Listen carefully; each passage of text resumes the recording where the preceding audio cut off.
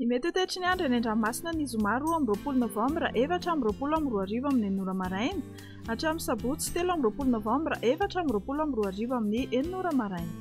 Tsy misy ny filazana fampitandremana ho amin'ny mpampiasa ranomasina.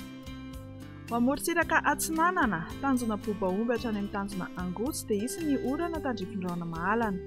Ho avy atsimo atsimo Atsinanana andrivotra ka ho sivatra amin'ny 20 kilometatra isan'ora. Anonja be ny ranomasina. Ny haavon'ny onja kosa 1.5 hatramin'ny 2 metatra. Tanjona Angotsy hatrany Mahanoro dia hisy ny orana tandrifin-drano mitsitokotoko. Ho avy atsimo ny rivotra ka ho sivatra amin'ny 20 kilometatra isan'ora. Anonja be ny ranomasina. Ny haavon'ny onja kosa 1.5 hatramin'ny 2 metatra. Mahanoro hatrany Taolagnaro hisy tandrifin-drano Mahalana. Ho avy atsimo na atsimo Atsinanana ny rivotra ka ho sivatra amin'ny 20 kilometatra isan'ora. Anonja be ny ranomasina. Ny haavon'ny onja indray dia manodidina ny 1.5 metatra ary mety hatratra 2.3 metatra ny atsimo ny Vangaindrano. Ho an'ny Taolagnaro hatrany amin'ny tanjona Vohimena dia ibalika be ny masoandro.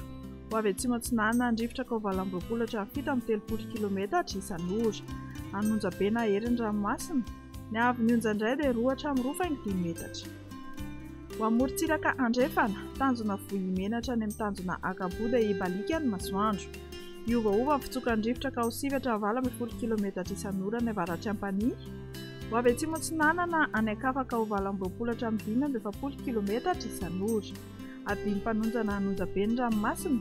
Ny haavon'ny onja indray dia 1 hatramin'ny 1 metatra, hatratra 2 hatramin'ny 2.3 metatra manakaiky ny tendro ny atsimo. Ho an'ny tanjona Akabo hatrany amin'ny tanjona Vilanandro dia hisy ny tandrifin-drano Mahalana any amin'ny tapany avaratra.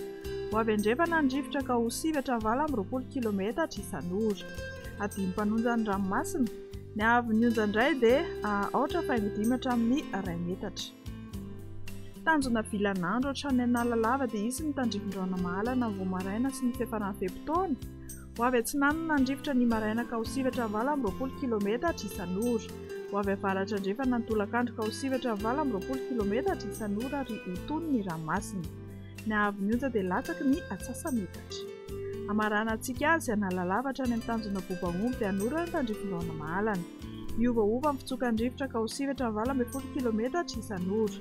Ho tony ny ranomasina ary ny haavon'ny onja dia latsaky ny 1 metatra.